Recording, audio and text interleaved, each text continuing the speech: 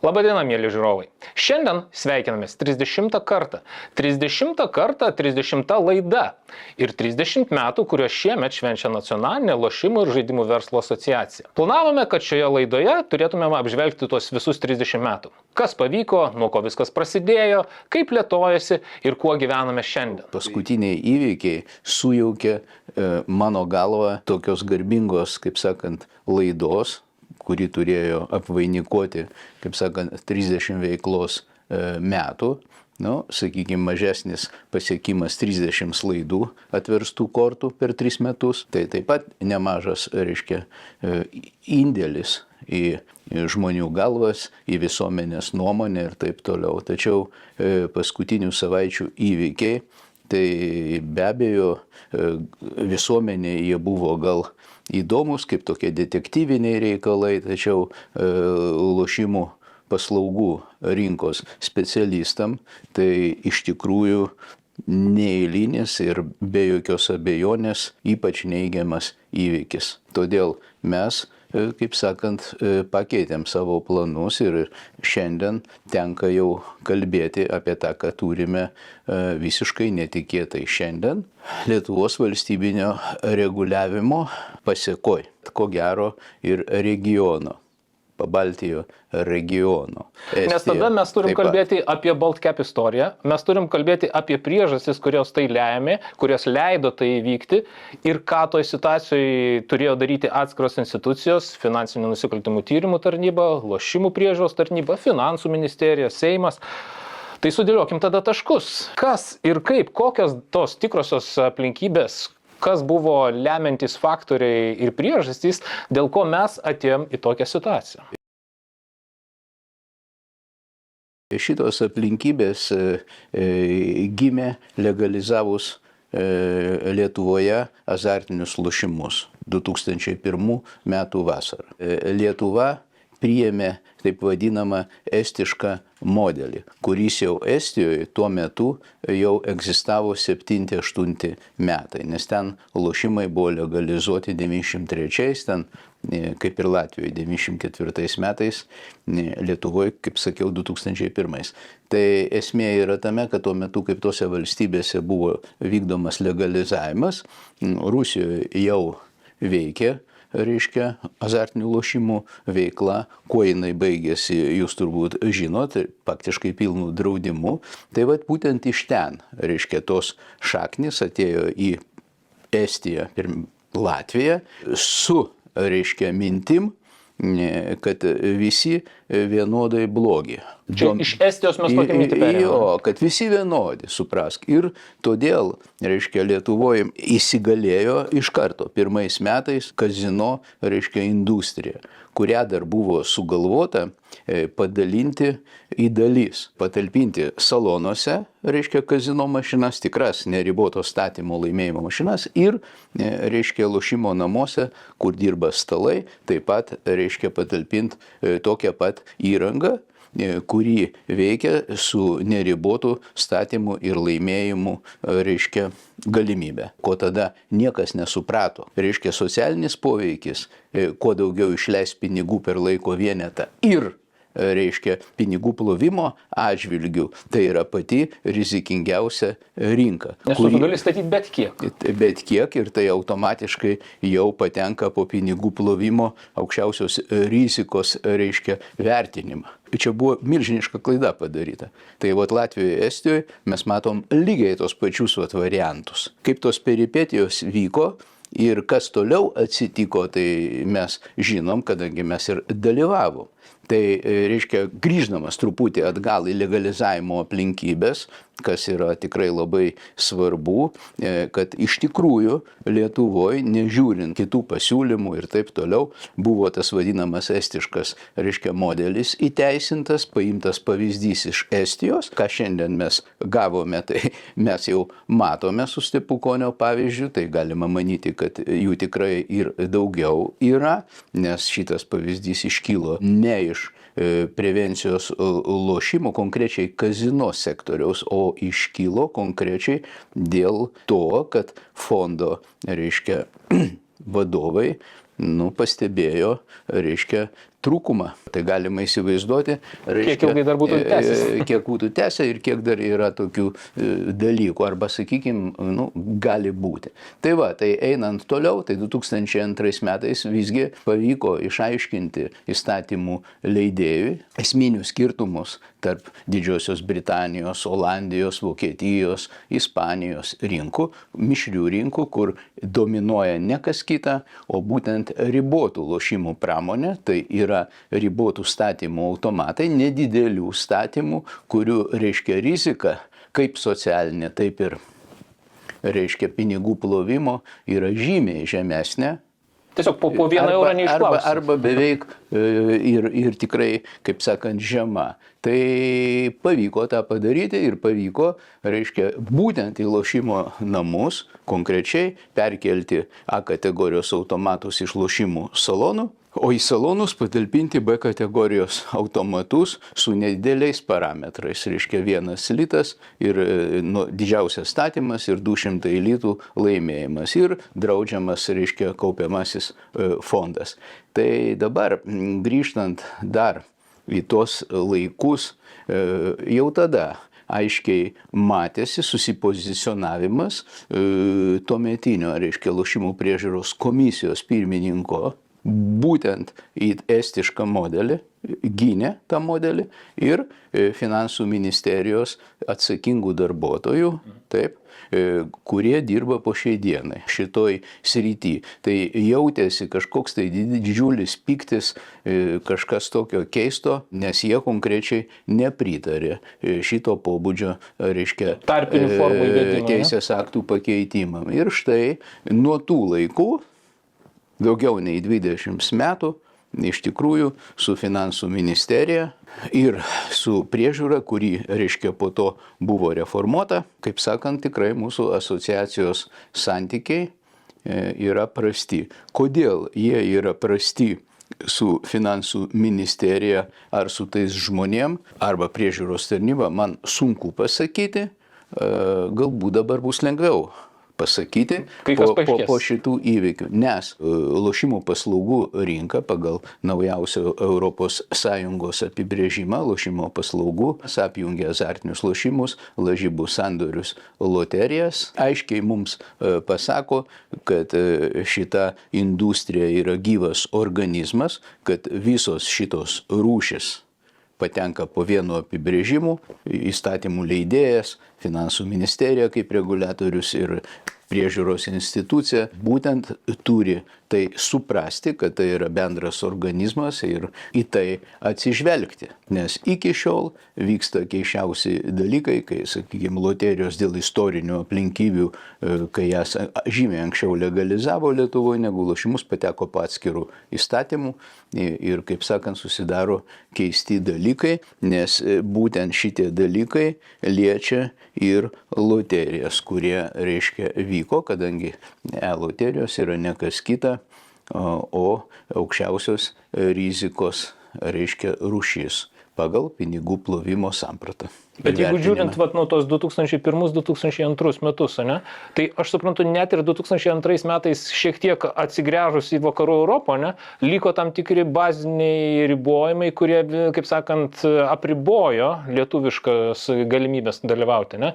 Įstatinio kapitalo dydis, rūšių yra įvairovė, irgi buvo vis tiek ne iki galo suvakarietinta, jeigu taip galima sakyti. Jau praeitose laidose mes ne kartą kalbėjom, kad valstybinis reguliavimas yra įvairūs, bet tikslų siekiama tų pačių. Ta, ką jūs sakote, čia jau visiškai akivaizdu, kad iš tikrųjų tokios pastangos buvo dedamos, kai buvo įgyvendinamas tas vadinamas estiškas modelis, kuriame turėjo dirbti tik tai kazino industrija, tai yra lošimo namų industrija, pavadinkim rizikingiausia vartotojui dėl, kaip jau minėjau, didelių statymų galimybės, greitų atsakymų ir didelių laimėjimų gavimo, o iš kitos pusės dar buvo padaryta taip, kad iš tikrųjų vietinis kapitalas, kuris iš tikro norėjo norėjo dirbti iš smulkesnio verslo, jisai nepateko, nes tiesiog buvo visiškai neadekvatūs įstatiniai kapitalai. Labai didelė tiesiog. Nebuvo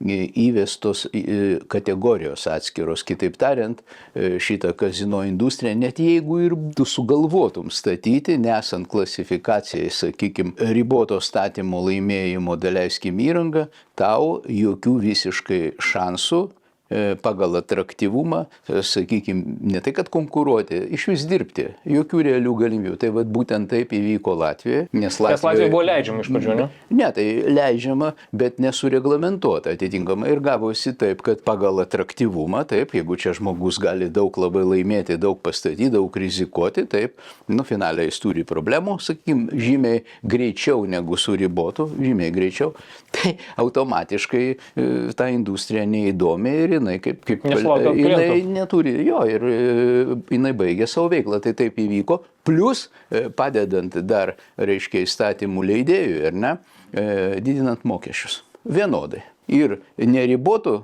pramoniai, ir ribotų. Tai galima suvokti, kad ta ribotų, reiškia, turinti pajamų daug mažiau per įrenginį, per vietą, ar ne, kur organizuojama, tai jinai baigė savo veiklą.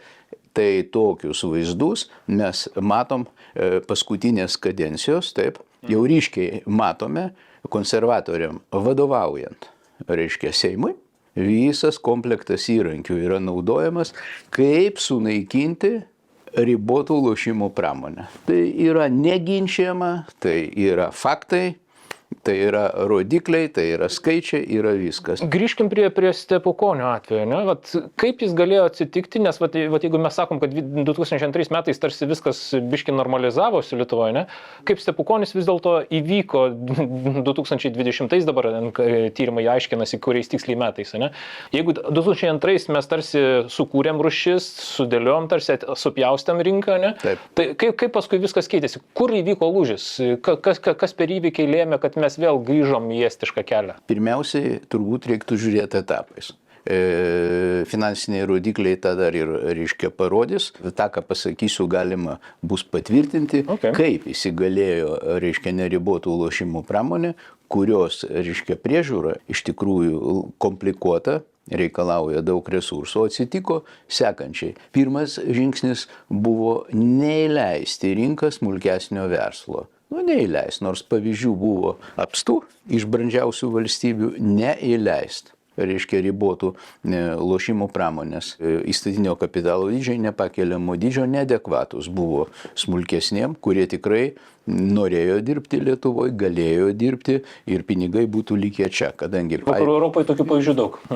Britanija, Olandija, Vokietija, Ispanija, Italija ir taip toliau. Sekantis žingsnis buvo padarytas toks. Progresyviausia institucinė prasme valstybinė lošimų priežiūros komisija buvo sugalvota, reiškia, reformuoti kolegialų organą, kaip ir nepriklausomą, ir aukšto, reiškia, savotiško pakelto lygio, nes nariai buvo skiriami po 2 prezidento, premjero ir Seimo pirmininko. Tai sugalvota nuleisti kartelę iki tokio lygio, taip, kad pirmiausiai tai būtų, reiškia, vieno direktoriaus vadovaujama. Antra, ką mes po to matėme jau, kaip direktorius buvo surastas Prienų rajone, vaistažolių auginimo, reiškia, žemės ūkio bendrovė. Antra, 5 žmonių turinti finansinių problemų, kuri po to buvo likviduota. Tai buvo rastas toks žmogus, ar ne, tvarkai teisingumui.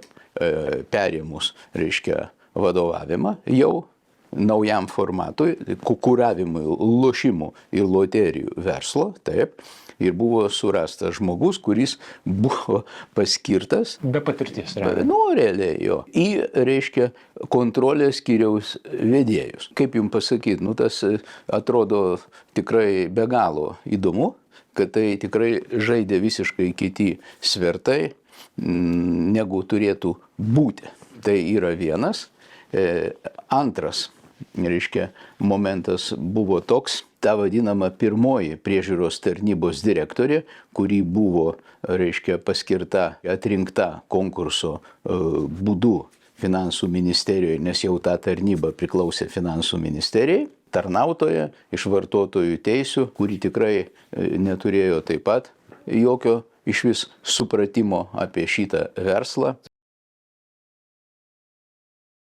Šita įstaigos reorganizacija, valstybės lošimų priežiūros komisijos, reorganizacija neatsitiko tuščioje vietoje. Kas ją organizavo? Kodėl atsitiko poreikis arba iškilo poreikis ją keisti į tiesiogiai pavaldžią politikams instituciją? Poreikis, kuris buvo pristatytas formaliai Saulėlydžio komisijai atėjus į valdžią 2008 metų vėlų rudenį, buvo taupimas, kad, reiškia, tie 6 nariai per brangiai kainuoja tarnybai. Tai, kaip parodė paskui vėlesni jau, reiškia, reikalai, lošimų priežiūros tarnybos išlaikymas kainavo ženkliai brangiau, pabrango, jo. Bet kalba yra kita. 2 kadencijas vadovavo tas pats pirmininkas. Česlovas Blažys. Česlovas Kazimieras Blažys 2 kadencijas. Jau su 3 akivaizdu buvo, kad nepavyks jau jam 3 kadenciją, nes jau teisiškai tai buvo, reiškia, neįmanoma. Susidarė toks įspūdis, stebint, reiškia, kas buvo Saulėlydžio komisijos pirmininkas iki toliai konservatorių valdymo laikais, tai abu šitie žmonės, ir Blažys, ir ponas Milaknis, buvo ministrais, dirbo 2000 metų Kubiliaus vyriausybėje, jie buvo pažįstami tos pačios vyriausybės nariais. Ir atėjus į valdžią konservatoriam, ryšium su to, kad buvo, reiškia, krizė finansinė. 8 metų. Jo, tai buvo sugalvota, reiškia, reformuoti, kaip jau minėjau, į vieno direktoriaus valdomą instituciją. O tai reiškia, kad buvo nuleista kartelė lošimų kontrolės ir priežiūros, kartelė buvo nuleista. Narius skyrė aukščiausiai Lietuvos pareigūnai. Iš esmės, kaip dabar turim ryšių reguliavimo tarnybą, šitą energetikos lygiai taip pat tarnybą. Tikrai taip. Ir suradus direktorių Prienų rajono laukose, matomai, kur augo, reiškia, vaistažolės buvo auginamos, tai buvo padaryti keli žingsniai. Į tarnybą direktorė buvo paskirta, reiškia, Šimonytei dar vadovaujant 12 metų kovą, ponia Bishop. O prieš tai dar įvyko įdomus dalykai, o tie dalykai buvo susiję su neteisėtais valstybinės lošimų priežiūros komisijos priimtais pirmininko įsakymais, kuriais buvo, kaip po to nusprendė teismai, neteisėtai viršijus įstatymų, reiškia, viršenybę, per poįstatyminius aktus, suderinus reglamentus, buvo leistos lažybos vykdyti nuotoliniu būdu. Ką mes apie tai ankstesnėse laidose. Taip, tai pasirodžius jau galutiniam teismo sprendimui, kad buvo neteisėtai 13 metais rudenį, ponia Bishop, jau vadovaujant tvarkai teisingumui, buvo perkelta kaitumo būdu į sveikatos ministeriją ir ponas Daukšys Virginijus tapo direktoriumi. Iš pradžių dar laikinai einančių pareigas. Laikinai, jo, tai iki matyt konkurso. Jo, laimėjo jo ir vadovauja 2 kadenciją. Kas iš to gavosi ir kaip čia viskas vyksta, tai mes matome, ta pozicija radikalėjo labai stipriai, tas vadinamas nesupratimas, kas yra kas, ar ne. Šiandien jau supratom, kas yra kas, reiškia, kadangi tik kazino industrijoje, tik tikrose lošimo namuose, kur niekam nebuvo joks stebuklas, kad būtent lošimo namai yra ta vieta, kur sukoncentruota neribotų lošimų pramonė. Jų yra Europoje nedaug, paprastai 700 tūkstančių iki milijono atskirose šalyse. Vienas tikras lošimų namas, kuriame yra, kaip sakant, griežta kontrolė, pinigų plovimo ir kitokia. Ir jie griežtai gana prižiūrimi. Tai čia buvo žinoma, bet, reiškia, tie veiksmai, kurios atlikinėjo ir pozicijos, kurias viešai išreiškė atstovai šitos tarnybos, jinai visiškai prieštaravo šitam. kadangi jie naudojo visą laiką visi vienodai blogį. Ir turime dabar rezultatus. Reikalas tame, kad sukontroliuoti tokį skaičių aukščiausios pinigų plovimos rizikos verslą kainuotų iš tikrųjų, jeigu tai būtų antžeminiuose labai labai brangu. Tai va tą mes ir matom. Tai norint pralaimėti tokio dydžio sumas, kokias jisai neva pralaimėjo arba panašias, tai reiktų ant ribotų reiškia, parametrų industrijos įrenginių žaisti 100 metų. Mes turim paskaičiavimus, kad 1 milijoną pralaimėti ant ribotų statymų B kategorijos automato reikia be pertrauko žaisti 100 metų. Nu tai, kaip pasakyti, visą tai aiškiai jau čia nepasakosiu, visokias peripetijas, kuriuose dalyvavo visokie ten Seimo nariai, apie tai jau mes jau nekalbam.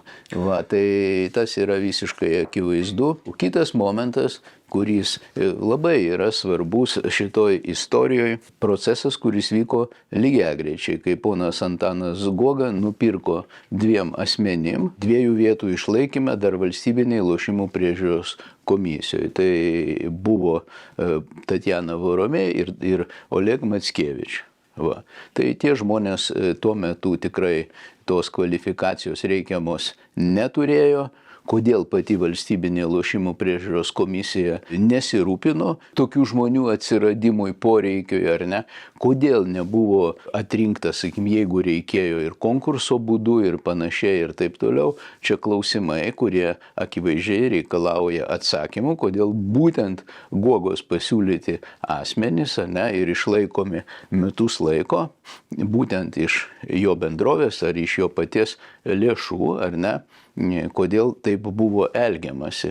Netitinka ne tik skaidrumo standartų tokie dalykai, netitinka aplamai valstybės tarnyboje kadrų atrinkimo specifikos. O štai po to mes matėm tokius dalykus, kai dar stipriau buvo triubinama, kad yra problemos, bet rinka radikalizavosi dar daugiau. Ir tie, reiškia, duomenys, kuriuos skelbdavo lošimų priežiūros tarnyba, taip, tai jie tik ir liudijo apie tai.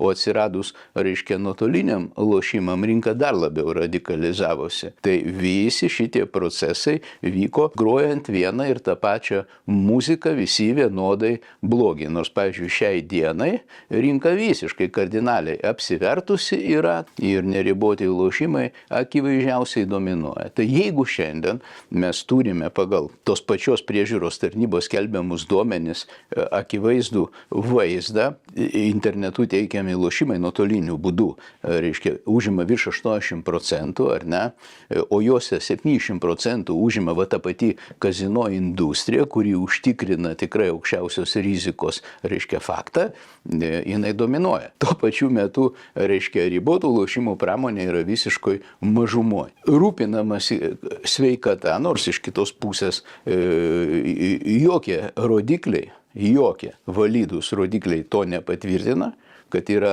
didelė problema, tačiau patvirtino kitą dalyką šitas įvykis taip, kad su pinigų plovimo klausimais tikrai problemų yra. Jo, ir čia aš norėčiau grįžti prie rinkos skaičių, ne? Va šitoje vietoje vienas dalykas, paimkim keturias atskiras sritis, ne? Ir turim 10 metus, pavadinkim tą lūžį, kai keitėsi tarnyba iš nepriklausomos tarnybos į finansų ministerijos tiesiogiai kontroliuojama. Paskui turim 15 metus, kai nuo 16 sausio įteisinti nuotoliniai lošimai, ne? 19 tai yra tokie metai, kurie paskutiniai prieš pandeminiai, kurie pandemija daug ką pakeitė, ir 23 metai. Ką mes matom šitam palyginime, ne? Tai akivaizdu, jeigu vis stebėti apskritai rinką kaip tokią bendrą, nors jeigu taip grubiai tariant, nuo 10 ir 20 metais Lietuvoje buvo išleista 50-60 kažkeli milijonai eurų. Tai dabar rinkoje išleista jau apie 280 milijonų eurų. Tai nuo 60 iki 280 per 13 metų, įsivaizduokim, kiek tas pyragas padidėjo. Bet šitoje vietoje tas pyrago padidėjimas, galima būtų sieti. Žmonės tiesiog turtingesni, daugiau turi pinigų, pinigų, gali daugiau išleisti ir galima aiškintas priežastis, kodėl daugiau išleidžiama pramogoms. Tačiau, jeigu mes žiūrim pyrago sudedamasias dalis, mes matom, kad 23 metais mes ir turim tą didžiausią dalį pačių pavojingiausių, pavadinkim taip, kazino neribotų statymų lošimų. Tai ar tai yra A kategorijos automatai, ar tai yra stalo lošimai. Vien nuotoliniu būdu, pavyzdžiui, A kategorijos automatais praeitais metais išleista 97,1 milijonas eurų, ne? Ir tai sudaro šiek tiek daugiau negu trečdalį visos rinkos. Kitaip tariant, vien A kategorijos nuotoliniais automatais išleidžiama didžiulė suma. O šitoj vietoje, ką mes turim su Stepukonio atveju, mes ir turim situaciją, kad nuotoliniu būdu, naudojantis neribotais lošimais ir išleista didžioji dalis lėšų. Atskiras klausimas Stepukonio atveju, kad iš esmės jis pralošė nuotoliniu būdu ne Lietuvoje. Čia dar vienas yra paradoksas, ne, kad mes kalbam apie Lietuvos situaciją, bet realiai didžioji dalis Baltkepo problemų įvyko faktiškai estiškoje įmonėje, Estijos valdomom internetiniam lošimų organizatoriui. Tai čia labai simboliška. Būtent. Tai atsitiko to motininiai valstybei ir motininiai bendroviai, kuri kažkadaise Lietuvoje, kaip sakant, nėra jokių paslapčių. Įstatymas buvo padarytas pagal Estijos rinką, pirmasis legalizavimo, tik po metų 2002 pavyko apversti, reiškia, ir padaryti britišką, olandišką, vokišką, reiškia, pavyzdį paėmus, ispanišką ir taip toliau. Tai simboliška, bet tai įvyko, kas jau senai turėjo įvykti ir galiu pasakyti dar daugiau. Ir vyko, iš tikrųjų vyko, garantuotai vyko. Čia, tik tai tiek, kad nebuvo matoma. Tik nebuvo matoma, kad vyko, tai čia klausimo net nėra. Nes užtikrinti kontrolę tokioje rinkoje šansų jokių nėra. Kitas momentas, Lietuvoje buvo atvejis, aš dabar gerai neatsimenu, ar Kaune, čia gal 15 metų prieš, ar ne? 12-13 metai, jeigu neklystu. Panevėžy, nepamenu, vienu žodžiu, kažkas kažkur kažką pasiskundė ir FNTT atvykusi ten poėmį padarė visą kitą ir paaiškėjo, kad apskaitą gali tik nustatyti iš video medžiagos. Iš video, reiškia, apskaita vykdoma su video, reiškia, įrangos apskaita su įrangos pagalba. Jo, toliau, reiškia, tą medžiagą paėmė ne FNTT, bet, reiškia, valstybinė lošimų priežiūros komisija, tuometinė, reiškia, buvo komisija. Tai čia 15 maždaug metų. Jo, ir baigėsi šitas tyrimas tuom, kad, reiškia, jau ir taip apskaitos tu negalėtum ten suskaičiuoti niekaip pagal tą video medžiagą, jo. Bet finale baigėsi tom, kad dingo ir medžiaga pati. Tiesiog dingo. Išsitrynė, ten pasinaikino ir baigėsi visas tyrimas, finansinių nusikaltimų tyrimo tarnybos.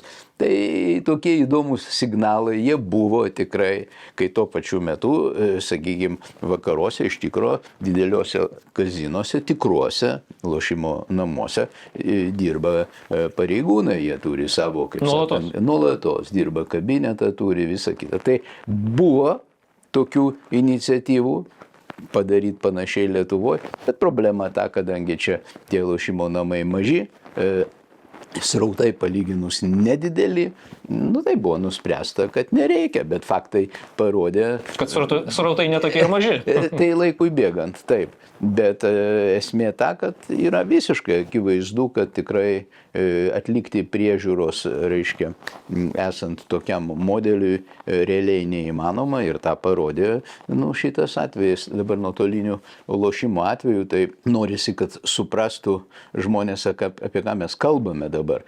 Jūsų pateiktas pavyzdys yra bendrosios pajamos, gross gaming revenue ten, taip? Bet jeigu mes pakalbėsim apie statomas sumas, tai mes pamatysime, kad, sakykime, už 23 metus 1,2 milijardo buvo statyta ant A kategorijos lošimo automatų, tai čia tik nuotolinė erdvė plus, reiškia, ant žeminiuose 1,2 milijardo. Tai maždaug galima suvokti, Nu, kur yra kažkokie tai stepukonio pinigai? 1-2 milijardo per metus. Kur jo tenais yra tie pinigėliai? Jis dar tik tai maža žuvelė iš esmės. Va, kur jo pinigėliai? Nu, va, tai apie ką ir mes šnekėkim. Tai yra tokio masto vartojimas. Dabar toliau, jeigu mes pažiūrėsim dar toliau, stalo lošimuose statomos sumos 0,5 milijardo beveik.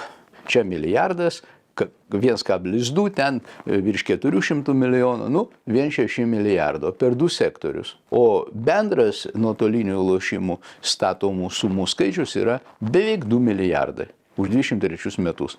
Tai, man atrodo, klausimų čia nėra. Tai mes akivaizdžiai... Ne, klausimų kaip tik yra atsakymų. Ne, klausimų čia nėra, kad čia tikrai problemų yra. Va. O toliau jau seka kiti reikalai, kiti, pavadinkim, klausimai. Tai mes su jumis apšnekėjom, kad šita problema iš esmės yra skirta kazino, reiškia, pinigų plovimo prevencijai. Kazino veiklai. Tai nėra skirta kažkokių tai limituotų automatėlių ten, ar kažkokių tai kitų dalykų. To nėra. Tas gali būti dar per greitasias loterijos, kurios buvo įteisintos taip pat akivaizdžiai, reiškia, naudojantis tą neteisėtą nuotolinių lažybų legalizavimu per poįstatyminius aktus. 17 metais priežiūros tarnyba suderino loterijų bendrovė reglamentus, jo jie veikia, o 19 metais Finansų ministerija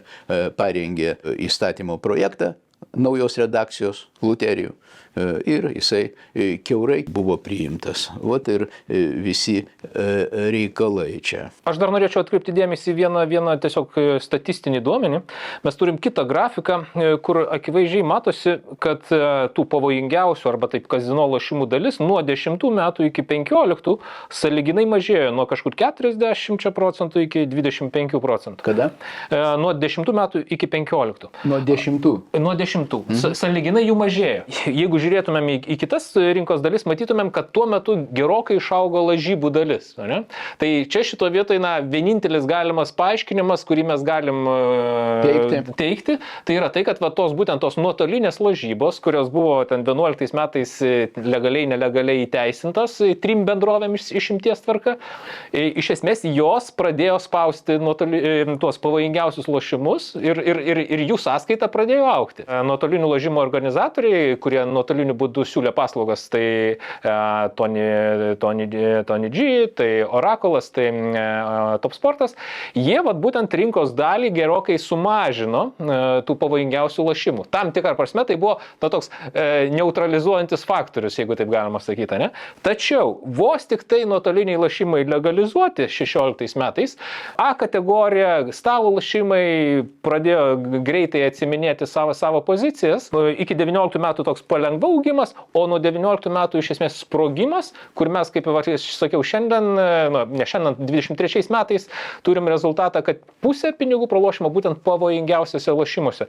Tai jūs dabar sakote bendram piragė, bet jeigu mes pažiūrėsime tik nuotolinių, tai 70%. 70% sudaro, reiškia, kazino industrija. Esant tokiam reguliavimui, kaip visi vienodai blogi, tokiam šūkiui, ar ne, tai mes ir turim tokią situaciją, kuri iš tikrųjų prieštarauja viskam, ir blaiviam protui, ir patirčiai, lošimų vystymosi ir taip toliau. Na, kodėl? Čia faktams tai neprieštarauja. Jeigu turite 2 duris, ant vienų durų užrašyta gali laimėti 1000, ant kitų 1 milijoną, tai aišku, eisi ten, kur gali laimėti 1 milijoną. Ne? Jo, bet jūs nepamirškite dar ir kito dalyko, koks rūpestis lošimų priežiūros tarnybos, reiškia, vartotojais, ja, ir kokį vaizdą mes čia turime. Tai jau nekalbu apie pinigų plovimą, sakau tiesiai ir šviesiai, apie pavojus turiu omeny. Akivaizdu viskas.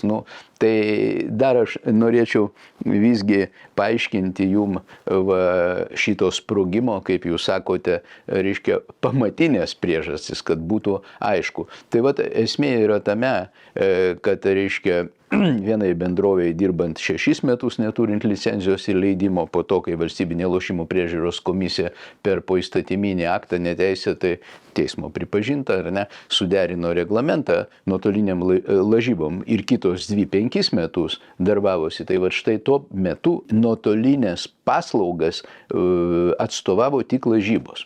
Reikia šitą suvokti. Po to legalizavus jau nuotolinius lošimus, platesnį spektrą. Jo, buvo leista vykdyti ir kitų, reiškia, lošimo rūšių paslaugas. Konkrečiai pasipildė pilnas spektras. Stalai nuotoliniu būdu kazino, A kategorijos automatai, B kategorijos automatai, ten totalizatoriai, visos lošimų rūšis. Ir be jokios abejonės, tai kas turėjo įvykti, tas ir įvyko. Todėl, kad jeigu tu supranti, kas yra kas, tai jokių net klausimų būti negalėjo, kad kitaip bus. Tai taip viskas ir įvyko ir todėl ta rinka visiškai apsivertė.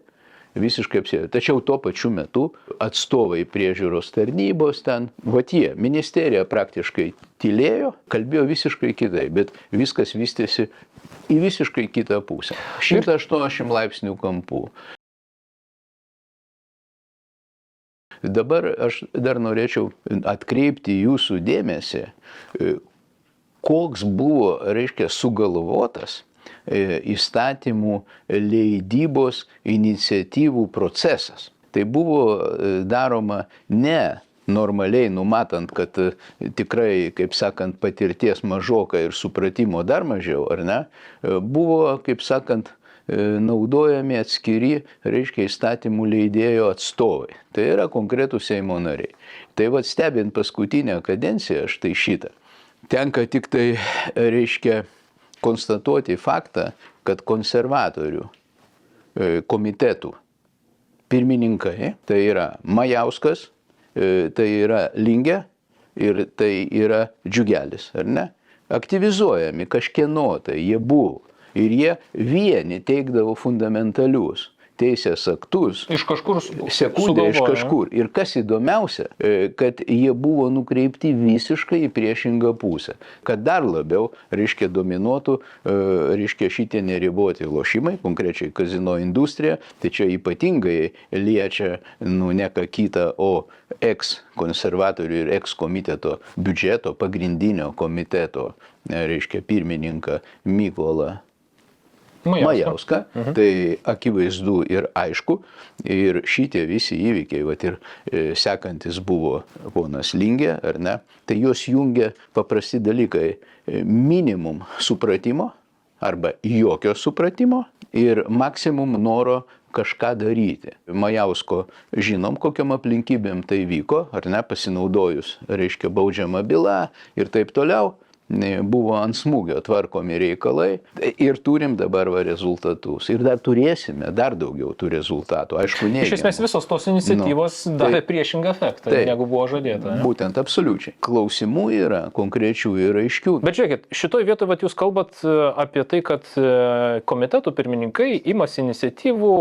Tuo tarpu Mykolas Majauskas buvo atvirai pasakęs, kad jam šitą projektą padėjo paruošti tą patį lošimų, ne vieną, jis ten kelis įstatymų projektus teikia, kad jam tos projektus padėjo paruošti lošimų priežiūros tarnybą, ne? Tai ar Virginijus Daukšys yra kas, tas šešėlinis įstatymų projektų rengėjas? Tarnyba gali tokiais veiklom užsiimti? Tai matote, mes, reiškia, nesame kažkokie tyrėjai, pavyzdžiui, susipažinus su vienos baudžiamos bylos medžiaga, taip, konkrečiai, matant, reiškia, apklausos protokolą pono Virginijaus Daukšio, skaitai, kad jo vadovaujama institucija užsiima tik priežiūrą. Jinai nedalyvauja įstatymų, reiškia, tobulinimo. Po parašu tą deklaruoja? Jo, po parašu, taip, kad jinai neužsiima, reiškia, reguliaciniais dalykais su įstatymo leidėju. Kyla klausimas iš Seimo tribūno, Seimo narys aiškina, kad kartu padarė, ar ne? Kitas momentas, nieko ten su priežiūra nerasta iš viso Majausko projekte, o rasti visai kiti dalykai, reguliaciniai, taip, kurie sekundę dar labiau, reiškia, paskatino būtent šitos kazino industrijos, reiškia, plėtrą. kadangi jam labai norėjosi, reiškia, kad jų kuo daugiau ateitų. Ypač nelietuviškos. Nelietuviškų, jo. Ir ką mes šiandien turim? Iš 12 bendrovių lošimų 8 užsienio kapitalo. Ir Stepukonis pralošė didžiąją dalį pinigų ne Lietuvoje. Dar įdomus dalykai. Jisai dar mokesčius visiems vienodai padidino, kai visiškai, reiškia, verslo sąlygos skirtingos ant žeminių ir nuotolinių. Tai dar ne viskas. Esmė yra tame, kad Stepukonis, manau, visiškai neatsitiktinai buvo nusiustas į Estiją dėl vienos aplinkybės. Lietuvoje lošimo mokestis yra 20%, Latvijoje 10%, o Estijoje 5%. Tai aš manau, jūs turbūt suprantat, kodėl jis pralošė 10 milijonų. Tai organizatorius turėtų sumokėti 2 milijonus. Jeigu jis loštų Estijoje, organizatorius turėtų sumokėti 500 milijonų. Kitaip tariant, organizatoriui plus 1,5 milijono skirtumas. Taip, tai aš prie ko ir vedu. Mane puikiai supratote, kad čia nieko iš principų ko gero atsitiktinio ir nėra. Viskas vyksta taip, kaip turi vykti, bet mes tą matome, ant kiek yra sąlygų, verslo sąlygų išsibarstymas, ant kiek jisai yra skirtingas ir kokie čia vyksta, reiškia, dalykai. Ar prie Lingės atveju, tai įsivaizduokit tokį dalyką. Aš jau vienoje iš laidų sakiau, pas juos, reiškia, reguliavimas vykdomas sekančiai. Jeigu, reiškia, palygint, sakykime, su ligoniu, jeigu pas tave angina, tai jie tave, reiškia, gydo nuo prostatos tada, bet jie sako, kad nuo anginos ir jie tada, kaip sakant, primityviausių senų būdų kiša pirštą tau į vieną vietą ir bando masažuoti, reiškia, prostatą, nors pas tave angina. Tai panašus šie dalykai ir vyksta. Tai jie tiesiog, matomai paruošti iš anksto, nes kitaip negalima suprasti. Jūs dabar įsivaizduokit, kas vyksta. Reiškia, vietoj to, kad jau aiškiai matant, kad tai yra jau sisteminiai dalykai ir reikia jau skirti darbo grupę ir reikia normaliai pradėti dirbti, bendrauti su verslu, bendrauti su specialistais. Specialistų Lietuvoje praktiškai nėra, nes tam tikros institucijos jų ir nenori. Tačiau apstų, reiškia, nuomonių formuotojų, influencerių ten ir panašių, kurie viską išmano kiekvienoje srityje. Reiškia, vieną dieną veda tyrimą šiukšlyne, kitą dieną alkoholio pramonėje, trečią dieną energetikoje ir savivaldoje ir kur tik nori. Ir visur viską išmano puikiausiai. Tačiau iš tikrųjų tai yra nepateisinama tokia įstatymų leidybos, reiškia, praktika. Staiga atsiranda žmogus, būtinai pirmininkas, gal blogiausiu atveju pavaduotojas, būtent tų komitetų, reiškia, kurie turi įtaką į šito verslo, reiškia, reguliavimą. Ir jie tvarko reikalus. Kur galima nueiti šitaip? Jeigu žmogus iš tikrųjų nieko nesupranta, jis ir negali suprasti. Tiesiog jis naudojamas kažkieno. Kas konkrečiai ruošia tos dalykus? Nes, pavyzdžiui, Džiugelis išlindo su vienu, su kitu siūlymu, ar ne? Kas autoriai? Kas konkrečiai? Dėl ko? Kame reikalas čia yra? Tai tas yra labai svarbu. Tai du biudžeto komiteto pirmininkai vienas po kito. Paimt, uždraust, paimt, sugriauti, kas buvo kūriama daugelį metų. Tai aš įsivaizduoju, kad tai yra tikrai kolegialių sprendimų, įsigilinus. Įvertinus visus už prieš. Absoliučiai. Tai patirtis tikras ir taip toliau ir panašiai. Normalių kitų valstybių. Sakau, matant, kaip buvo įmamas pavyzdys iš Estijos, iš Latvijos, ir taip toliau, galima drąsiai pasakyti, kad tai buvo milžiniška klaida padaryta. Kas prisipažins, manau, kad niekas. Tarkim, posėdžiuose lošimų priežiūros tarnybos atstovai dažnai mini. Mūsų kolegos Latvijoje, mūsų kolegos Estijoje. Taip, viskas aišku. Tuo tarpu normalių vakarų Europos valstybių pavyzdžių kažkaip tai neatsiranda. Jokiais būdais. Tai kuo toliau distancijuotis nuo brandžių valstybių, kuo toliau, kurios turi tikrai ilgametę patirtį, kur iš tikrųjų neša žymiai didesnę naudą, nes Lietuvoje matomai jie supranta, jiem visai nesvarbu, kas gavosi. Jiem svarbu, kad paskaičiavo, tiek surinko, surinkom čia tų mokesčių, taip, ir viskas. O kas iš to gavosi, kad 8 įmonės iš 12 yra užsienio kapitalo, kai reiškia net pridedamos vertės nesukuria galų gale. Tai tas yra... Aš dabar galvoju, kuriais metais buvo užsakytas, kad Finansų ministerija turi pateikti loterijų įstatymų ekspost vertinimą? Kada tai turėjau? Prieš metus? Kol kas aš to nemačiau, negirdėjau, ne? Nes, turėtų... kam jis reikalingas? Jis yra įpareigojimas. Nereikalinga iš vis šitai situacijai.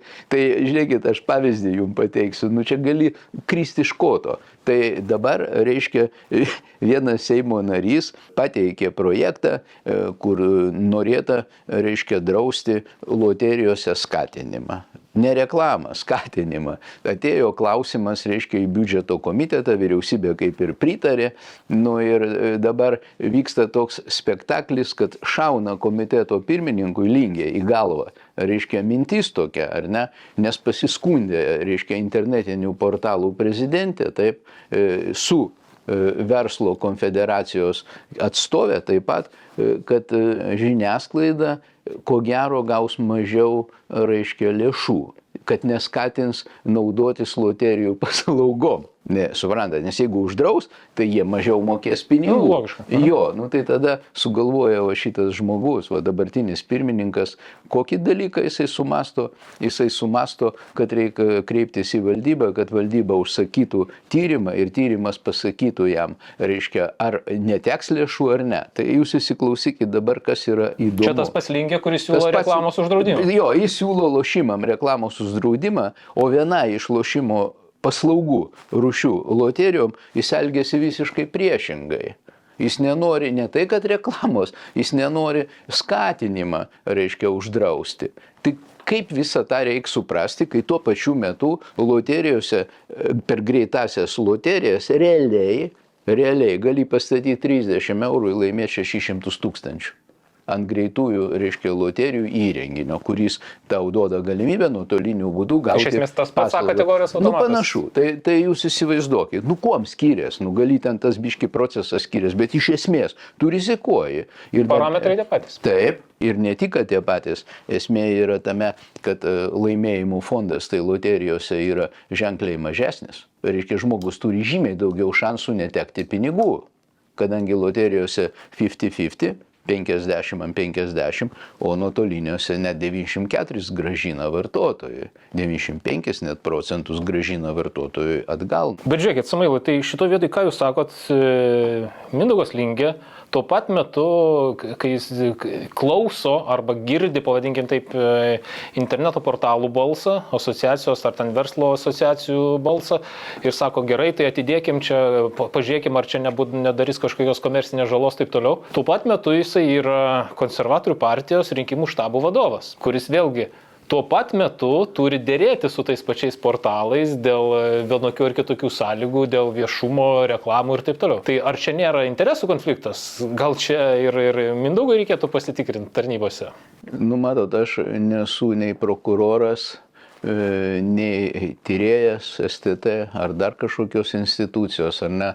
Todėl aš jums tikrai negaliu, reiškia, pasakyti, ar taip ar ne. Požymių aišku yra. Tas yra visiškai akivaizdu. Ir va šitoje vietoje man tada kyla natūralus klausimas, ar čia kaip klasikinis pavyzdys, ar čia iš nekompetencijos, ar čia iš korupcijos, tas visas nesusikalbėjimas kyla, ne? Nes lošimų priežiūros tarnyba, ne tik Majauskas, ne tik Lingė ir prieš tai, ir ne tik konservatoriai buvo, pavadinkim taip, arkliukai, su kuriais lošimų priežiūros tarnyba jojo į priekį, ne? Prieš tai buvo Juliaus Sabatausko projektai, kurie ten siūlė privalomai tikrinti kiekvieno lošėjo, ar čia. Tai idėja buvo atnešta iš tų paties pinigų plovimo prevencijos direktyvos, nes tiesiog reikia nustatyti asmens tapatybę, jeigu jis ten lošia dideliam sumom. Tie 10 eurų ar loterijoje, ar B kategorijos salone, ar lažybų punkte, 10 eurų nepadarys jokios rizikos pinigų plovimo prevencijai. Tuo tarpu, aišku, kur yra statymai didžiuliai, kurie yra neriboti, tas pinigų plovimo prevencijos mechanizmai jie privalo būti ir turi būti. Tai čia iš to koncepto, žinot, visi vienodai blogi. Čia sugalvotas yra sąmoningai konceptas ir reiškia tiesiog padaryti taip, kaip nacijai darė su žydais. Nu, paprasčiausiai, su žydų verslu ir taip toliau. Nu, tiesiog viską darė, rašė užrašus ant langų, parduotuvių. Po truputį išstumti. Nu, kad nepirktų pas tave produkcijos, nu, nepirktų prekių, neitų pas tave paslaugų gauti ir viskas, ir kad tu liktum niekuom. Tai lygiai tas pats ir čia. Akivaizdu, absoliuti dauguma vartotojų, ar ne, sakykime, ribotų lošimų industrijoje, iš tikrųjų neišleidžia net to 1000. Net jeigu ir tas operacijas imti vieną kaip susijusias, vieną po kitos. Neišleidžia tokio lygio pinigų. Tai tam ta industrija ir buvo įteisinta, kad jinai būtų kaip buferis tai neribotų lošimų pramonė. Visiškai skirtingai negu Estijoje, Latvijoje ir dar keliose, kaip sakant, socialistinėse iš esmės respublikose, kaip Slovenijoje, ten Kroatijoje ir taip toliau. Yra kelios tokios valstybės, jos, kaip sakant, senai legalizavo pagal tą rusišką vadinamą modelį ir viskas. Ir jie ten darbojasi, turbūt panašiai kaip Lietuvoje ir Estijoje. Pas jos viskas labai gerai vyksta. Ir jokių kitų ten lošimo rūšių, sakykim, kurios apsaugotų daugiau vartotoją negu kazino industrija, taip ir nereikalinga. Visos šitos iniciatyvos, jeigu mes pažiūrėtumėm ir anksčiau, ir dabar, jos iš esmės remiasi per visuomenės gąsdinimą, per visuomenės kažkokių baubų sukūrimą, ne?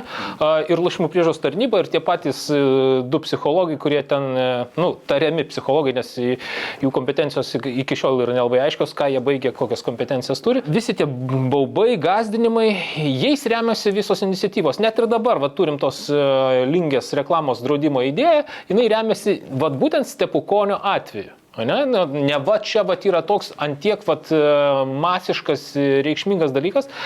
Ar iš tiesų Seimo nariai suvokia, kad ta informacija jiems, pavadinkime taip, dozuojama arba pateikiama labai, labai kryptingai? Ar Seimo nariai turi suvokimą? Pavyzdžiui, jie skiria A ir B kategoriją? Ar, pavyzdžiui, kas nors siūlydamas ribojimą A kategoriją, ribojimą B kategoriją, suvokia, ką jie siūlo? Tai akivaizdu, kad ne. Tai jeigu, jie suprastų, ar ne, tai neturėtumėm tokių situacijų, kokias turim. Tai jeigu turim tokias situacijas, ką mes dabar matome, ir dėl pinigų plovimo, ir dėl kitų dalykų, kaip rinka iškrypo visa, tai kažkas tai ją reguliavo, reikia suvokti vieną dalyką. Lošimo paslaugų rinka, tai yra lošimų ir loterijų rinka, yra valstybės reguliuojama veikla. Kaip valstybė nustatė, taip ta rinka ir vystosi. Užprogramavo, jinai taip ir vystosi. Tai klausimas yra akivaizdus. Jau klausimų čia nėra. Aišku, kad klaidinga. Akivaizdžiai. Nes tada kyla natūralus klausimas. Pavyzdžiui, aš prisimenu, kada ten 14 metais buvo diskusija ir karas dėl perėjimo į eurą. Ne? Ir ten buvo diskusija 30 centų maksimalus statymas B kategorijai, 50 euras, ne, ir taip toliau. Dabar mes kalbam apie milijonus ir dešimtis milijonų, kurie pralošti. Kaip tai gaunasi, paaiškinu. Turime tokią Seimo narę Baškienę, Rimą. Ar ne? Tai jinai tuo metu, kai reikėjo pereiti į eurą, buvo baisiai aktyvi. Viena buvo nuo valstiečių Seime ir jinai labai didelė aktyvistė, buvo labai išmanė daug ir jai kilo klausimų, kodėl dabar reiškia nuo 30 euro centų reikia iki 50 didinti euro centų, niekaip nesuprato. Buvo jai paaiškinta, kodėl. Bet problema yra kame, kad mes šiandien matome, kad jeigu, reiškia, 50 euro centų, kurie šiandien yra, noriu, kad fiksuot šitą, ką pasakysiu ypatingai, 50 euro centų yra maksimalus statymas, sakykime, B kategorijos automate. 50. Laimėti, pastatęs 50 euro centų, tu gali maksimaliai 200 kartų. Tai yra 100 eurų. Ir dabar, jeigu aš pasakysiu, kad A kategorijos automatui nelaimėjimas 100 eurų, o statymas 100 eurų, o laimėjimas 10 000 eurų. Tai mano klausimas yra dabar, ir Baškienė, ir Baškienėm, ir panašiem asmenim. Yra skirtumas ar ne, jeigu žmogus gali pastatyti 100 eurų, o čia pat kitas automatas duoda tik 50 eurų galimybę pastatyti. Yra skirtumas ar nėra? Tai mano galva, čia nėra apie ką net diskutuoti. Ir šiandien būtent šitą industriją dominuoja Lietuvoje. Ir iš jos kyla problemos. Ir iš jos kyla problemos. Tai man atrodo, kad čia jau klausimų iš tikrųjų iš vienos pusės yra, iš kitos jų nėra. O dėl šitų visokių iniciatyvų, pavadinkim, vos, reiškia, spėta pereiti į eurą. Vos spėta, tai buvo labai rimta, kadangi tik rugsėjo 25 dieną, reiškia, 2014 metų, buvo pagaliau priimtas, reiškia, teisės aktas jau perėjimo į eurą. Kai tuo pačiu metu jokiam kitam sektoriui šito nereikėjo daryti. Todėl, kad jie patys nusistato parametrus. O B kategorijos automatų parametrai yra įteisinti įstatymę. Ir dabar noriu dar labai svarbų dalyką pasakyti. Kad reiškia šiuo metu antžeminiai lošimai randasi 2013 metų lygyje, nes lažybos labai susitraukė punktuose, ar ne, ir, kaip sakant, nukeliavo į internetinę nuotolinę erdvę, kazino ir, reiškia, B kategorija maždaug randasi 2016 metų lygyje. Tai jeigu aš šiandien pasakysiu paprastą dalyką, kad pajamoms likus 16 metų lygyje, taip, o išlaidom kartu su mokesčiais ir taip toliau vos ne dvigubai padidėjo našta, atlyginimai žmonių minimalūs ir taip toliau, energetiniai resursai, taip, nuomos kainos ir taip toliau. Tai yra ne tik kaštų prasme našta padidėjusi, dvigubai. Ir koks gali būti, reiškia, pelningumas? Palyginus. Kaip sakant, kiekvienas turi susivokti, ką jisai daro, nes faktiškai jau einama ant briaunos, iš tikrųjų. Ir tai yra sąmoningai daroma. Kai kurių asmenų. Ir toks Majauskas, ar ne, pasiūlęs visiems vienodai, tai po 20%, jisai daug padirbėjo, kad šitą industriją jo po truputį dasibaigtų. Visai jau nekalbu apie kitus reikalavimus, kurie, kaip sakant, turbūt bus pražūtingi visiškai. Tai sukurtos darbo vietos ant žemės, ne, 20 ir daugiau metų bedirbant ten ir taip toliau, tas visiškai neįdomu. Tai aš simboliškai noriu sakyti, kadangi tikrai kalbam 30-mečio veiklos proga, tai yra, kaip sakant, svarbi data, pasakyti paprastai, politikam ir kitiem, kam mes iš vis legalizavom lošimus užsienio kompanijų, kad nieko nesukurtų Lietuvoje ir melžtų pinigus, o problemos liktų Lietuvoje. Aš tikrai dalyvavau tose procesuose, tai čia ne paslaptis. Dėjo milžiniškas pastangas, tam ir buvo sukurta mūsų asociacija, Nacionalinė lošimų ir žaidimų verslo asociacija. Jin buvo sukurta būtent, reiškia, dėti pastangas, kad būtų Lietuvai legalizuotas azartiniai lošimai. Nelegalus verslas klestėjo. Norėjom viską padaryti legaliai, teisingai ir tie siūlymai buvo. Bet problema ta, kad toj pačioj darbo grupiai, kuri prie ministerijos ten darbavosi tuo metu legalizavimo taip toliau, pirminė versija tai gavosi visiškai priešinga. Iš tų žmonių, kurie dalyvavo legalizavimo procese, tai liko du. Sakykime, aš ir ponas Staniulis Gintaras. O du žmonės tik liko. Niekas daugiau nepateko. Iki dabar, turiu omeny, neatėjo viskas. Pasitraukė. Tai pasitraukė, o didžioji dalis net negalėjo dirbti. Tai klausimas, ar mes Lietuvos piliečiam stengiamės šitą padaryti, žinoma. Kad lietuviai dirbtų, žinoma. Kas dirba? Kas čia dabar diktuoja tas sąlygas? Kas jie yra? Tai, kur stepukonis pralaimėjo.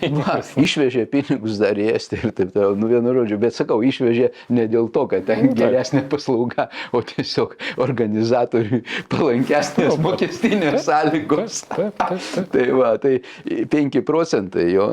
Tai yra akivaizdi galimybė, reiškia, pritraukti krūvą tokių investuotojų, kurie nieko realiai neinvestuoja, melžia pinigus iš vietinių aborigenų ir viskas, paprastai ir aiškiai. Sakau, čia tikrai reikia galvoti rimtai prieš kažką darant. Tai va, tai grįžtant prie Lingės tų siūlymų dėl reklamos, ar ne, tai jau čia sakiau tas pats, ką anginą gydyti ten, reiškia, kišant pirštą į vieną vietą.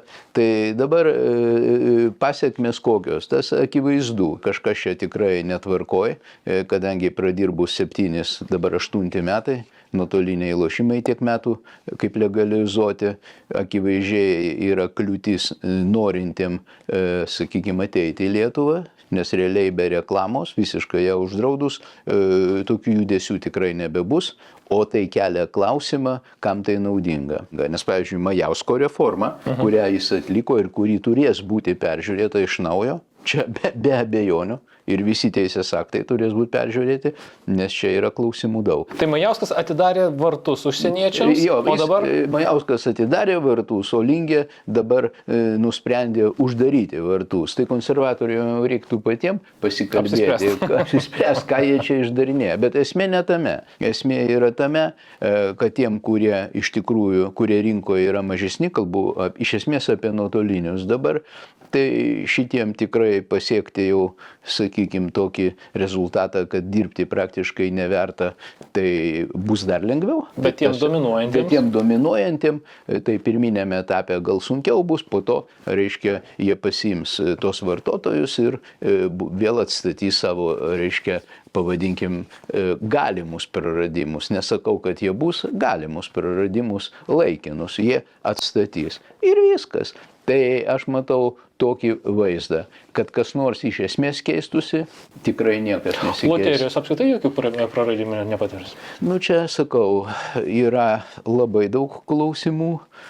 kodėl taip yra, nes tas, kas vyksta Lietuvos loterijų rinkoje, tai tikrai niekaip nekoreliuoja su civilizuotų valstybių, reiškia, loterijų samprata, pirmiausiai, kad tai yra konkreti valstybės monopolija, kuri vykdo valstybės užduodamus tikslus. Čia normalioji valstybė. Normalioji valstybė. Ir tokias valstybės mes turim praktiškai visas, tame tarpe tą pačią ir Latviją, ir Estiją, kur yra valstybinė nacionalinė loterija. O, reiškia, pagrindinis tikslas yra valstybės gerųjų projektų, reiškia, finansavimas, vykdant veiklą pačių efektyviausių būdų. Monopolių. Tai jeigu tas savotiškas indulgencijas suteiktų įstatymų leidėjas valstybiniai loterijai, kur vykdo valstybės, o ne privačių asmenų tikslus, taip, tai galbūt tą galima būtų dar toleruoti. Išskyrus nepilnamečių dalyvavimą loterijose. Šitokių dalykų išvis toleruoti neįmanom. Dabar yra dar keiščiausi dalykai. Lošimuose jau pilietis parašė prašymą, jis ten lošti nenori, bet loterijose jis gali lošti ramiausiai, dalyvauti. Nuotolinėse, pavyzdžiui. Laisvai, jo, ir viskas čia tvarkoj. Nu, ir lygiai taip pat, sakykime, legaliai, pusiau legaliai, nelegaliai, lošti su kitų valstybių operatoriais. Ta iš tikro gali daryti, nesunkiai apeidami, reiškia, tam tikrus. Aš sąmoningai pats pabandžiau prisiregistruoti iš Lietuvos prieš kelias dienas olibet.ee ir man siūlo, prašom, iš kur jūs esat, Lietuva, įveskit savo telefono numerį, mes jūs mielai priimsim. Nors teoriškai toks veiksmas turėtų būti lošimų priežiūros tarnybos draudžiamas ir apribotas. Šitas klausimas yra aptarimui, nes čia vėl kyla klausimas, kodėl, pavyzdžiui, licencijuoti Lietuvos operatoriai negali priimti iš išorės pinigų, kad pildyti Lietuvos biudžetą. Pavyzdžiui, tą patį Latviją arba Estiją. Kodėl negali pildyti Lietuvos biudžeto, kas būtų labai, reiškia, svarbu ir reikalinga, o tik siurbti pinigus iš Lietuvos. Kaip minėjau, 8 operatoriai yra, reiškia, užsienio kapitalo. O problemos Lietuvoje, jos, jeigu tokios yra, jos lieka. Grįžkim prie Stepukonio atvejo ir pinigų plovimo prevencijos mechanizmų. Iš esmės, prevencija, kaip mes jau aptarėm, yra apspręsta arba apsunkinta ydingos rinkos struktūros, kur dominuojantis beveik 50% pagal bendrasis veiklos pajamas kazino lošimai, kazino A kategorijos lošimai. Jie iš esmės turėtų būti stebimi labai intensyviai, bet tas tiesiog fiziškai dėl žmogiškųjų, dėl finansinių išteklių sunkiai įveikiama. Kas atsitinka, kai mes žiūrim į dokumentus, kai mes žiūrim į teisės aktus, norėtųsi atkreipti dėmesį 2020 metų finansinių nusikaltimų tyrimų tarnybos atliktą pinigų plovimo prevencijos rizikos vertinimą. Ir konkrečiai 50 puslapį yra įdomi pastaba, išvada arba rekomendacija. Mažas priežiūros institucijų, tai kitaip tariant, tai kalba čia apie lošimų priežiūros tarnybą, atliktų 16-18 metais patikrinimų skaičius yra nepakankamas ir neproporcingas sektoriaus rizikai. Tai galėjo sukelti žmogiškųjų išteklių trūkumas priežiūros institucijoje, kurioje dirba tik 3 darbuotojai, skiriantis tik 15% savo laiko pinigų plovimo prevencijai arba teroristų finansavimo priežiūrai sektoriuje. Ką tai reiškia? Išverskime į lietuvių kalbą. 3 darbuotojai po 15%. Kitaip tariant, vos vienas darbuotojas, vieno etato pusė dienos yra skiriama pinigų plovimo prevencijai. Rinkoje, kurioje mes jau prieš tai minėjom, sukasi neribotų statymų apimti daugiau nei milijardas, beveik 2 milijardai, jeigu pridėjus ir lažybas. 1,6 milijardo. 1,6 iš A kategorijos ir stalų. Ir plus lažybų sektoriaus dar apie 400 milijonų. Tai apie 2 milijardus išlaidų arba statymų, kurie atliekami. Ką tai reiškia? Iš esmės reiškia, kad kiekvienas statymas, kuris viršyje limitą, pagal pinigų plovimo direktyvą turėtų būti 2000, Lietuvoje nustatytas 1000. Tai jeigu kažkas tai stato ir vykdo transakcijas tokiu mastu, tarnyba turėtų stebėti ir analizuoti. Ar realu vienam pusę etato dirbančiam žmogui visą tai padaryti? Tai matot, tą, ką jūs dabar čia pateikė, tai čia 5 metų senumo, reiškia, ataskaita. 20 metais, kada tai gal jau priėmė, kokie 10 ten darbuotojų, šiandien gal jau jų daugiau ten yra. Tai mes nežinom. FNTT apie tai nesigyrė pastarojo atveju. Nežinau. Tai jūs klausėt, aš jums atsakau. Tai mano galva, kad čia tikrai, kaip jūs sakot, yra daug klausimų, aš sakau, jokių klausimų čia jau nėra. Čia viskas yra aišku ir akivaizdu. Čia tik klausimas, kas už visą šitą reikalą atsakys. Čia toks klausimas yra. Čia jau nieko. Tai dabar aš ir bandau pasakyti, jūs įsivaizduokit, kas vyksta. Užpuolė dabar ant visų lošimų, ponas Lingė, ar ne? Tik paskelbų šitą įvykį su Stepukoniu, pripuolė su tą reklamą jo, kai nieko bendro, nei vienas sektorius, išskyrus kazino, tegul ir antžeminis, tegul ir nuotoliniai pasiūloja, ar ne? Kiti sektoriai neturi nieko bendro su šito reikalu. Visiškai. Tai čia klausimų yra, kodėl, pavyzdžiui, neinama visai kita linkme, o kalbama apie kažkokius tai dalykus. Ir dar įdomiau, kad, reiškia, finansų ministerija rengia, į darbų programą yra įjungta, reiškia, savo pasiūlymą, ten tų atsakingo lošimo gairių, taip toliau, panašiai, kad visiškai akivaizdu, kad šitie žmonės nenori padaryti teisingai, tai yra viena. Antra, toks vaizdas, kad yra tikslas padaryti neteisingai, tai yra 2, toks vaizdas susidaro. Veiksmai tą rodo. Nurodo, jo, kad čia nutempt gumą, kažką uždangstyti, padaryti kažką tai tokio, sakykime, negero, nes mes aiškiai matome, kad tikslas yra nukreipdėmėsi visiškai į kitą pusę, visiškai, nuo pagrindinės problemos, kuri akivaizdžiai jau įrodyta, kad jinai yra iš tikrųjų.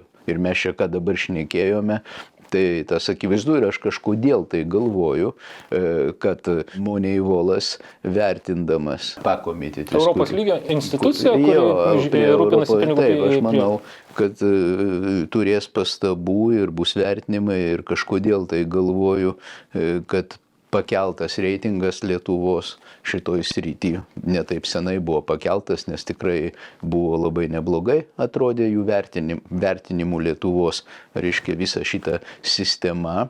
Nu, smuktels. Manau, kad smuktels, o su estais tai turbūt dar įdomesnių dalykų mes sulauksim. Tai va, tai yra tokie dalykai, jie pakankamai rimti yra.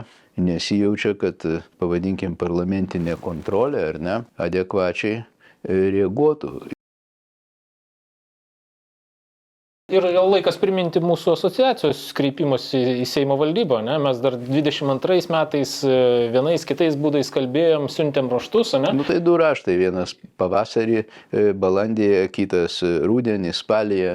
Mes ir siūlėm, atlikim parlamentinį tyrimą, išsiaiškinkim, kur yra priežastys, išsiaiškinkim, ką reikėtų daryti ir keisti, kad ta ydinga rinkos struktūra būtų kažkiek tai suvaldyta. Greitai bus 2 metai nuo pirmo to kreipimosi.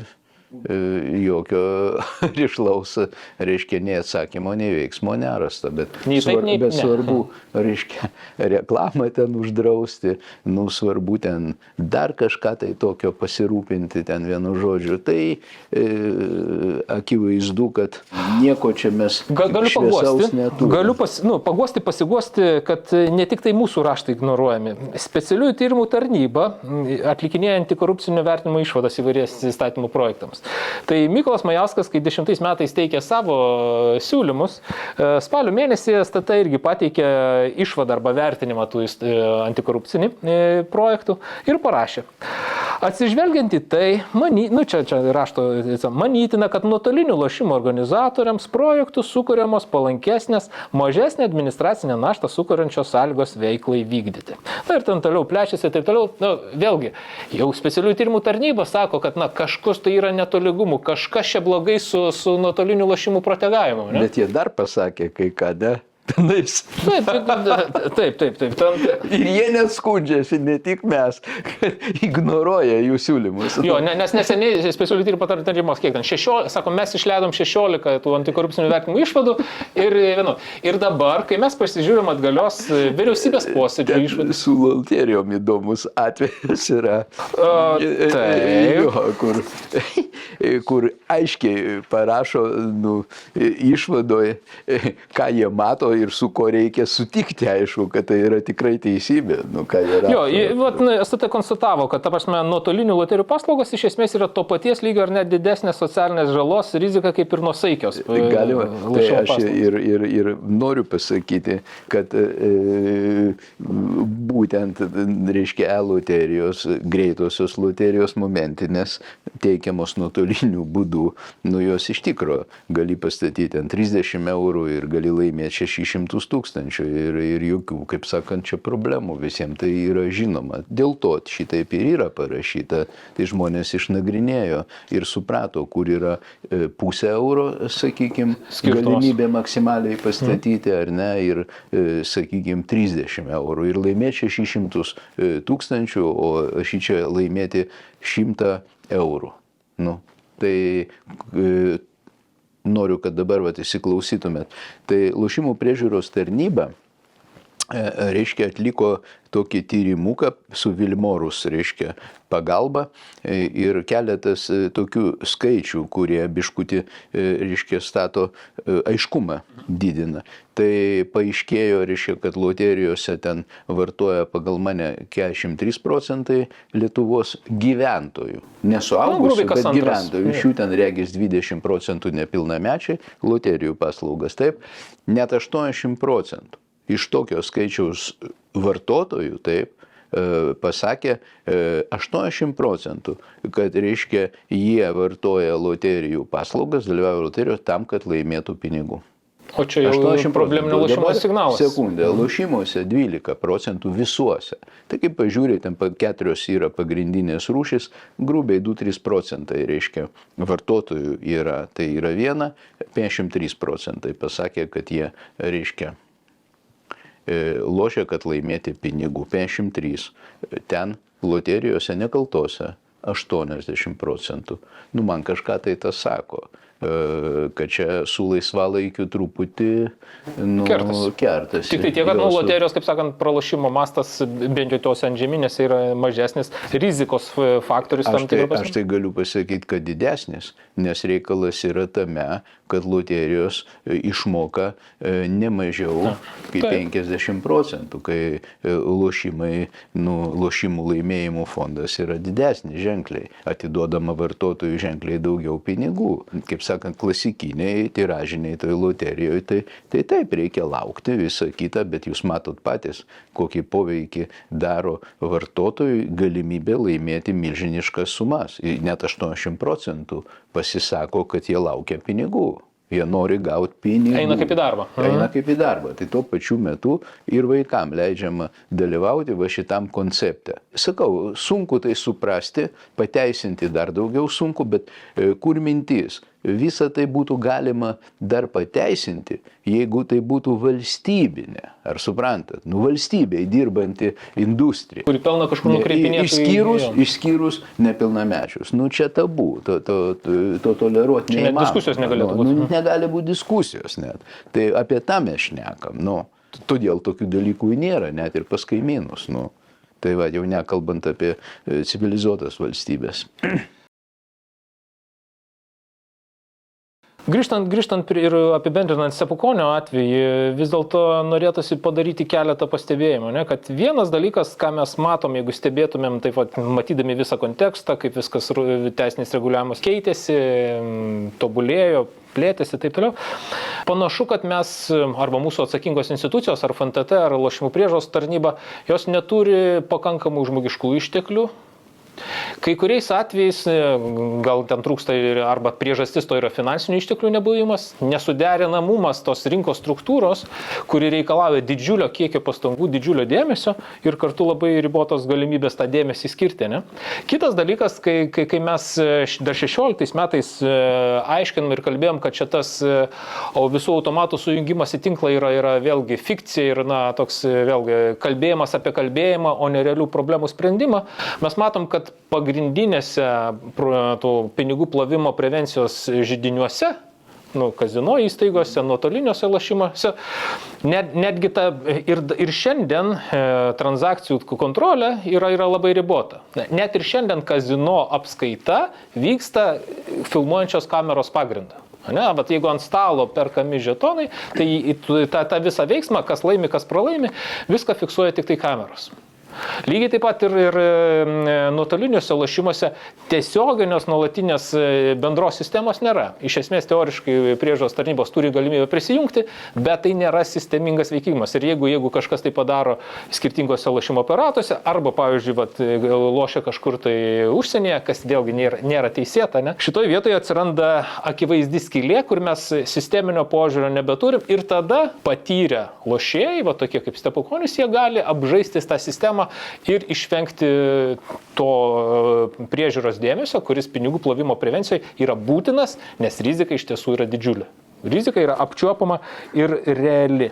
Visgi norėčiau jūs dar papildyti, truputį aiškumo įnešti daugiau. Žmonės, kurie supranta, kas yra tikri klasikiniai lošimo namai, supranta, kad ten vykdomi, jau mes kalbėjome apie tai, neriboti lošimai. Žmogus atėjęs į lošimo namus, jis gali nuo ir iki statyti. Nuo ir iki. Nuo mažesnių statymų iki aukštesnių. Jam, kaip sakant, įstatymiškai neribojama iš principo tą daryti, jeigu jisai turi lėšų. Gali jas pateisinti, nėra problemų. Dar daugiau, lošimo namai antžeminiai, taip, turi specialias salės, taip, specialiem klientam ir tai nėra jokia paslaptis, o tai yra būtinybė, nes tam ir yra lošimo namai, kad tam tikrų galimybių, pavadinkim, klientai, taip, galėtų praleisti laiką taip, kaip jie nori. Tokių vietų ryšium su tuo, kad galima statyti milžiniškas sumas ir tai yra teisėta būtent lošimo namų atveju ir lygiai taip pat nuotolinių lošimo kazino paslaugose tą galima daryti ir tai yra, kaip sakant, viskas tvarkoj. bet valstybinio reguliavimo, reiškia, priemonių pagalba, ar ne, klasikinių lošimo namų yra Europoje. Grubiai taip, nuo 700 tūkstančių iki milijono, taip. Vieną lošimo namai, kiek gyventojų aptarnauja taip regioną.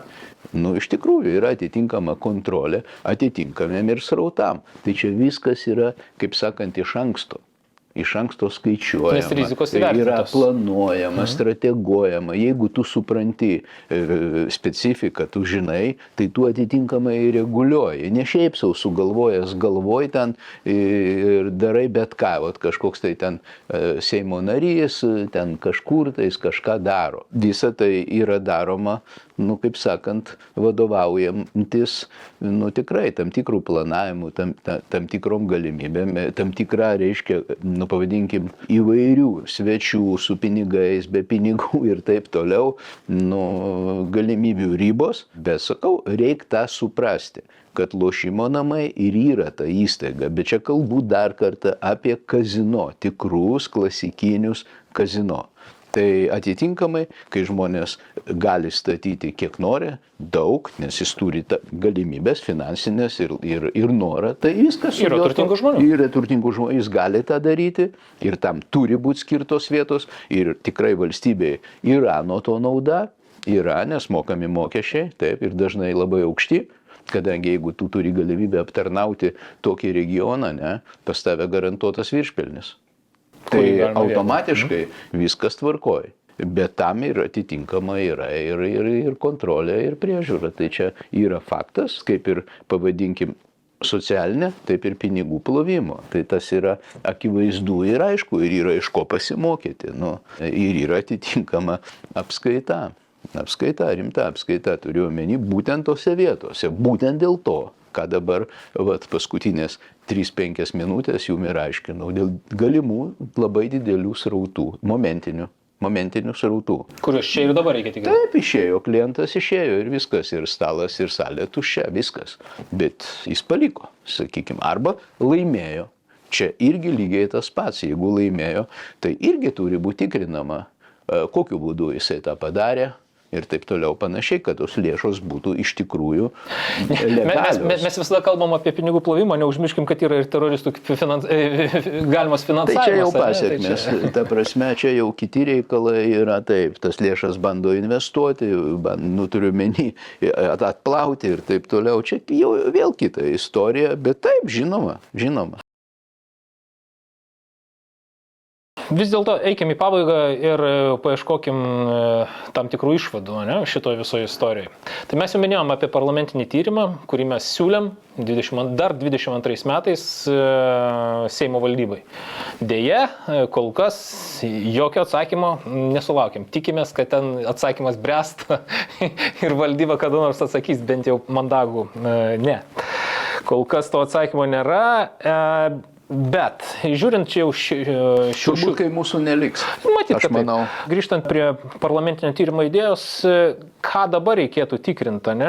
Va šitoje vietoje, akivaizdu, kad tas įstatymų projektų gausa yra vienas dalykas, kuris natūraliai kelia klausimą. Ar apskritai ta gausa reikalinga, ar mes apskritai turim kalbėti apie kažkokį naują, bendrą, naujos kartos įstatymo projektą. Kad reikalai, pavadinkim, tam tikrų institucijų ir atskirų asmenų įstatymų leidyboje pagalba numainavo į visiškai priešingą pusę, negu turėtų judėti, nujudėjo. Aiškiai matosi, kad būtinybė tobulinti yra. Dabar tie metodai, kuriais tobuliname, jau jie save sukompromitavo visiškai. Tie metodai, kuriais buvo dirbama. Staiga ir greitai staiga greitai, ten vieni, kaip sakant, kitiem rašo išvadas, tavo nuomonė niekam neįdomi, tik parašo, kad dalyvavai ir viskas, jiem neįdomu. Ir dabar didelį įtaką turi nuomonių formuotojai, influenceriai ir tie turi didelį įtaką. Tie, kurie 30 metų versle ir europiniam versle, tie čia neįdomus, niekam jų nuomonė neįdomi. Va todėl mes savo tinklalapį 30 kartą išnekam ir nei karto žiniasklaidoje. Lietuvos. Mes dar su jumis nepakalbėjom visgi apie žiniasklaidos vaidmenį tame reikale, nes iš tikrųjų žiniasklaida yra išlaikoma kaip ir loterijų monopolisto, taip, lošimo organizatorių, nuotolinių. Reiškia, yra išlaikoma ir aiškiai objektyvumo iš jų sulaukti praktiškai tikrai nerealu iš principo, taip. Tai turim tokią įdomią čia situaciją, kurią be jokios abejonės reiktų aptarti kažkokiam rate. Ir kadangi aiškiai matosi, kad tas pats būdas teisės aktų priėmimo, ta visa metodika, jinai save sukompromitavo visiškai, netgi ir matom Stepukonio atveju, tai akivaizdu, kad reikia, kaip sakant, kaip senovės lietuviai ir darė, sėda prie stalo, kalbasi, pavalgo, išgeria, kaip sakant, vėl kalbasi ir tikrai rasti sprendimus. Jūs kalbate apie darbo grupę? Taip, keisti formatą, darbo grupę, ne bet kokią grupę, bet, kaip kažkiek sakant, suprantančių žmonių. Jo, tie žmonės, kurie mano galva atsakingi už tos dalykus dalyvauti negali šitam reikale, nes dėl jų tikrai yra žymiai daugiau klausimų negu atsakymų šiai dienai, ar ne?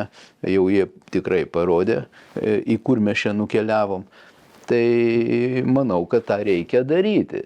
O su tom, reiškia, kasdieniniais smūginiais reikalais, su milžinišku matyt noru pasipiarinti, ypač prieš rinkimus, tai iš tikrųjų reikia kažkaip pabaigti.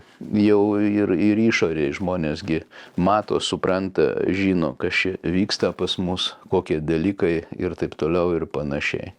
Tai va, tai mano galva, jau ne kartą sakėm, galim dar pakartot, kadangi tie įvykiai paskutiniai, jie tik suponuoja tokią išeitį, kad reikalingas kolegialus organas, darbo grupė, sakau, ne bet koks, o tikrai kompetentingų žmonių, kurie iš tikrųjų skirti laiko, kad šiek tiek patirties daugiau. Ir panašu, kad jau šios kadencijos Seimui tas neberealu, net ir kalendoriaus formate. Tai taip, tai sakau, čia nuo to uždrausi, neuždrausi tą reklamą, tai čia tik nukentės tam tikri rinkos dalyviai, žmonėm tas bus visiškai, kas norės, tas gaus tą paslaugą ir tiek žinių, nenorės, gaus ne Lietuvoje. Čia problemų jiems tikrai nebus, o tikrai rinkos dalyviam, ypač smulkesniem ir norintiem ateiti į rinką ir galbūt iš tikrųjų su labai gera kokybė, šitie negalės. Tai čia kyla tokie klausimai, tai kam naudingi šitie visi triukai? Tai aišku, tiem, kurie užvaldė rinką Lietuvoje, jiem naudinga, kad neteitų, nes mažiukam galas, jau sakiau. O tada naujų konkurentų nereikia. Viskas, tai apie ką mes ir matom, tai va tokį vaizdą mes turim susiformavusi jo valstybinio reguliavimo pagalba loterijų sektoriui. Tai turim tokį vaizdą, bet visi priryja vandens, tyli, niekas nekalba. Niekam tas neįdomu. Nei konkurencijos tarybai, niekam. Va taip gyvenam, visi laimingi, puiku. Tai va, tai tiek ir žinių, o nuo šitų veiksmų nebus jokios realios naudos tikrai, bus tik problemų dar daugiau. Tai va. 30-metį švenčianti Nacionalinė lošimų ir žaidimų verslo asociacija turi savo požiūrį, turi savo vertinimą, kai kam jis patinka, kai kas prieštarauja, kai kas kaltina įvairiais interesais, o mes turim argumentus. Jeigu kažkas turės tų savų, jeigu galėtų mums paprieštarauti, mielai kviečiam, užsukit pas mus, pabendrausim.